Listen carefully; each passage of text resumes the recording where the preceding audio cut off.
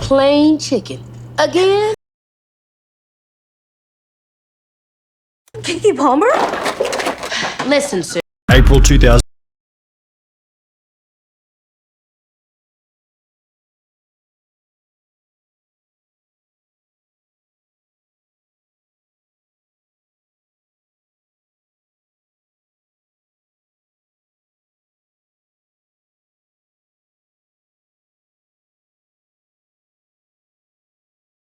April 2021, 97.9 million views. April 2022, 8.5 million. April 2021, 97.9 million views. April 2022, 8.5 million views. In the space of only 12 months, Kwebbelkop's viewership has fallen by roughly 90%, and we're going to outline every single mistake made which has brought him to this unfortunate point. Now, to cut Kwebbelkop aka Geordie a little bit of slack, we need to specify that because he's a gaming YouTuber, some of this decline has actually been out of his control. We've explained in past videos that gaming YouTubers often have a very volatile career, as their view count is directly tied to the popularity of whatever game they happen to be playing. We can see this trend when looking at Kwebbelkop's best month ever back in August 2019, when his channel would achieve a monthly viewership of 166 million. At the time, Minecraft was coming back into the mainstream, bolstering Kwebbelkop's content, whilst Fortnite was still in its prime YouTuber phase, giving him countless opportunities for fresh new videos. Since Geordie had no control over the popularity of these games, you might go ahead and call this an element of luck. However, almost everything else which was bringing in these 166 million views had been a result of Kwebbelkop's actions. For example, Geordie was a master at collaborating with other YouTubers. I'm a YouTuber. I want to know more YouTubers. I want to get to know all the YouTubers. I want my friends to be YouTubers or people that are doing similar stuff. This became most evident after forming a YouTube trio known as Robust, which included Kwebbelkop alongside two other familiar faces, Jelly and Slogo Man. Kwebbelkop explained that his first viral video with over 14 million views was him, Jelly and Slogo simply messing around on GTA 5. As their relationship strengthened, a video where Kwebbelkop simply met Jelly in real life for the first time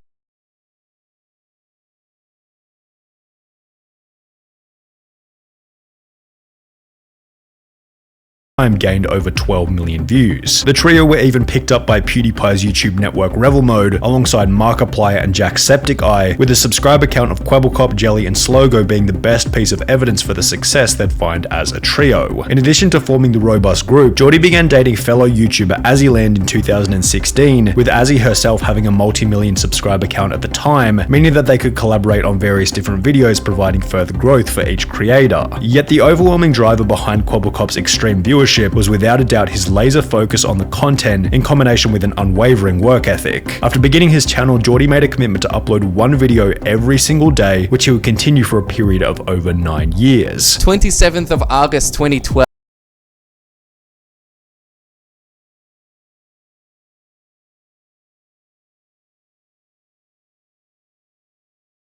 I said to myself, I'm never gonna miss a day of uploading, no matter what happens, and every day I'm gonna make a video that's better than the one before. Additionally, all of his energy was being focused on one channel only, ensuring that the one daily video was always of the highest quality. Every day I worked on it, every day I studied it, I watched tutorials, I read articles, I spoke to people, I practiced, and every day I made new videos. And within this daily upload, it was obvious that Kwebbelkop's goal was to ensure the most optimal experience for the audience. I was making videos that my audience loved watching, right? So I asked myself, what does my audience love the most? Each of those clips from Kwebbelkop's discussion on the Watch Time podcast also displayed just how switched on he was in terms of personal development and the correct attitude required in order to grow a successful YouTube channel. So if he had the correct attitude and mindset in order, why after 5 years of gaining an extremely consistent 100 million views per month did this number drop to between 5 and 15 million over the course of only a year? Well, in order to answer that question, let's begin by looking at a Twitter post made by Kwebbelkop in early 2020. 2020. Before things go any further, I want to address the rumors. After 3.5 years of being together, Azzy and I recently broke up. I have nothing but love and respect for this beautiful, smart, and caring woman. Please respect our privacy, thank you, which was accompanied by a video approximately 1 year later, conveniently just before his views began to decline, explaining the reason behind their breakup. Why did you guys break up? Well, as you guys might know, I'm from Amsterdam, the Netherlands, and Azzy is from Canada. And it was a long distance relationship. Once the honeymoon phase was over, we realized that we're two people from completely different places. However, it would still be a little far-fetched to blame Kwebbelkop's decline in viewership on nothing but this separation. Sure, he had one less person to collaborate and make videos with. However, if we take the date of Geordie's separation announcement, March 2020, and place it alongside his view count at the time, he actually went up in views after breaking up with Azzyland. Of course, there were other factors at play during this time, such as people being at home and therefore watching more YouTube due to the pandemic, yet as an overall, the data doesn't really suggest that this breakup had much of an impact on his eventual decline in views. However, it wasn't only Azzyland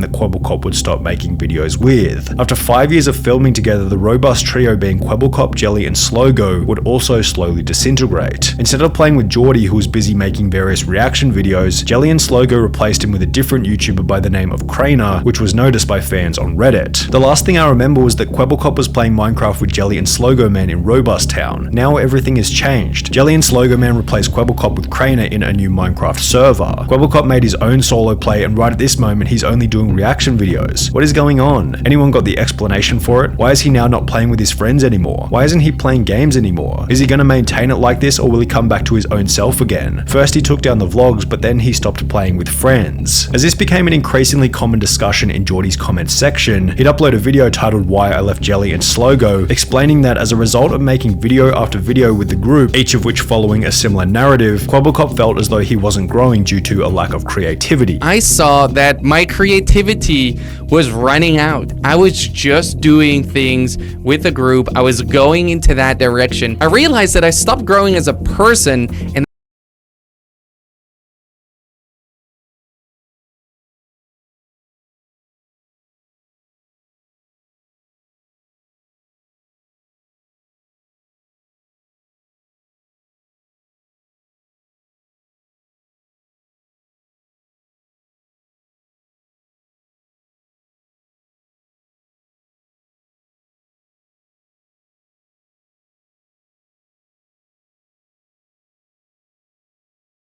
that I just stagnated in life, and I was just doing the same thing. Geordie also explained that at around the same point in time, he'd become depressed, which made him feel as though he was holding the group back. I ended up getting a depression, which I've never, ever said anywhere publicly, but it was also holding them back because I couldn't give them the energy that they needed to make these videos good. And as a result, he began to participate in fewer and fewer recordings. It wasn't a clear-cut, bye guys, see you tomorrow, and instead it was me joining less and fewer recordings. From this point onwards, Kwebbelkop was no longer making videos with the group, which had helped him to become so successful in the first place. He then began to collaborate with a new YouTuber going by the name of Tiger, yet this would also end in another bit of drama. Me and Kwebbelkop got into a fight, and after this fight I was pretty much left with nothing. Kwebbelkop found Tiger when he was still a small YouTuber, and while the details aren't public, it seemed as though Kwebbelkop offered guidance and growth to Tiger in exchange for part or full ownership of the channel. I'm like, this guy could be a really big YouTuber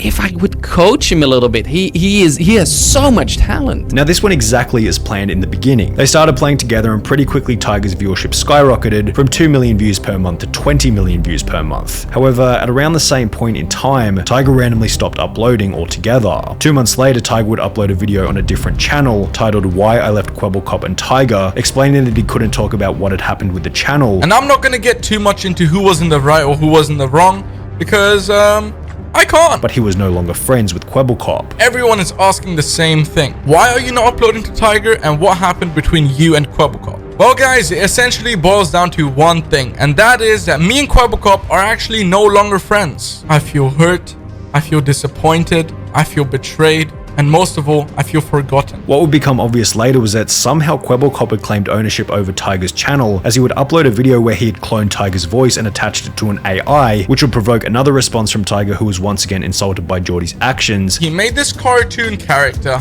loaned my voice, and put it on the Tiger channel. Listen, Jordy, this cartoon version of you might be your best friend, but I'm not your best friend, okay? I'm not even your friend. And after Tiger called him out, Kwebbelkop seemed to panic as he would delete every video featuring the AI Tiger clone. The two would make up on Twitter with Jordy stating life is too short to have enemies, yet shortly thereafter Kwebbelkop would end their exchange by blocking Tiger on Twitter. But then for some reason, my man decided to block me. But you know what, man? I don't care. What's most interesting about this whole interaction is that it correlates perfectly with the point at which Kwebbelkop's views began to decline rapidly. However, the reason for the impending decline wasn't the drama itself, but rather one discovery made by Jordy throughout the conflict with Tiger, being that he could make an AI character to act as a real person. One of the biggest lessons I've learned in business is that pretty much everything you dream is possible. Cloning yourself, too easy. 4 years ago, I was in the middle of a burnout, made 3 videos per day and streamed 2 to 3 hours per day. I wished I could clone myself, so I did. What Kwebbelkop is referring to in this Twitter thread is a channel he launched 1 month after the drama with Tiger, which posts gaming videos and uses an AI character as the main personality within the videos. Now, there's nothing wrong with anyone beginning a second channel, but when looking at the numbers, it's obvious that this new AI channel going by the name of Blue was seriously fragmenting Jordy's attention on the main channel. It was launched in May 2021 and began to do 4 million views per month instantly, yet if we look at the Kwebbelkop channel, May 2021 was also the point at which his viewership declined from an average of 100 million views per month to 60 million views per month. Kwebbelkop began to celebrate the strides that his AI channel was doing, yet he also seemed completely oblivious to the massive decline that was happening on his main channel. His average monthly viewership was down by 40 million on Kwebbelkop while he was celebrating 4 million views a month on Blue. It was the very definition of the man who chases 2 rabbits catches neither, and this decline on the main channel brought about further changes which would ultimately make things even worse. Kwebbelkop would upload a video titled My Most Important Video with I Quit in the thumbnail.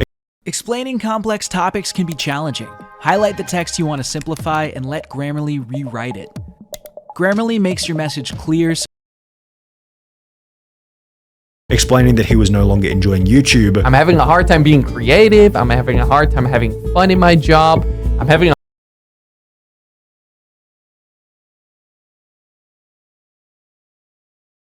hard time sleep. I'm always worrying about YouTube, always thinking about YouTube. I'm not enjoying it as much as I was before. Before going on to state that after 10 years he was discontinuing the daily uploads. That's why after 10 years of making daily videos, I quit. I quit making daily videos. Kwebbelkop would finish the video by stating that starting from today, he planned on making top quality content that the audience wanted to see. Starting today, from now on, you can expect my next video to be top notch, to be really flipping good, to be exactly what you want to see. Yet the first 3 videos posted in the days that followed were him bragging about his $10,000 dog, then him bragging about his custom orange G-Wagon, then him bragging about his $7.5 million penthouse apartment. Welcome to my $7.5 million penthouse tour. Let's see if this video can hit 100,000 likes. And it's just like, why would you post this, dude? Not only have you stated in the past that you apparently don't do YouTube for the money. I don't care about making an extra buck on YouTube. I don't care about the money. I really genuinely do not do YouTube for the money. But do you really think the audience wants to open up the YouTube app and instantly see something that makes them feel inferior to you? Do you think new viewers on your channel want to open up the video section and see one video saying I quit followed by 3 videos talking about how rich you are? You think it's just a coincidence that David Dobrik got cancelled in the same month that he posted his brand new multi-million-dollar house to YouTube? When you invite envy into the life of others, you pay for it in ways which you will not expect. The 3 videos felt like nothing more than a validation-seeking exercise which came off as quite insecure. A 2008 study by the Journal of Consumer Research stated that when people feel powerless and out of control, they feel an increased desire to purchase items which convey high status. Further, this increased attraction to high status products stems from a specific inclination to re-establish power, which might explain Kwebbelkop's motive to upload these off-brand videos. Maybe deep down he felt as though he had lost his position of influence, which was certainly plausible because at the time of uploading the videos, his monthly viewership had declined by over 85% from its peak. Additionally, his house tour might have been evidence that Kwebbelkop had fallen into the classic trap of becoming distracted from the channel by the items he was able to purchase as a result of the channel in the first place. This theory could be supported by the fact that after uploading his house tour to YouTube and announcing that he no longer planned on uploading daily, the videos slowed dramatically. He went from 1 video per day to only 2 videos in both March and April of 2022, doing further damage to the channel's view count.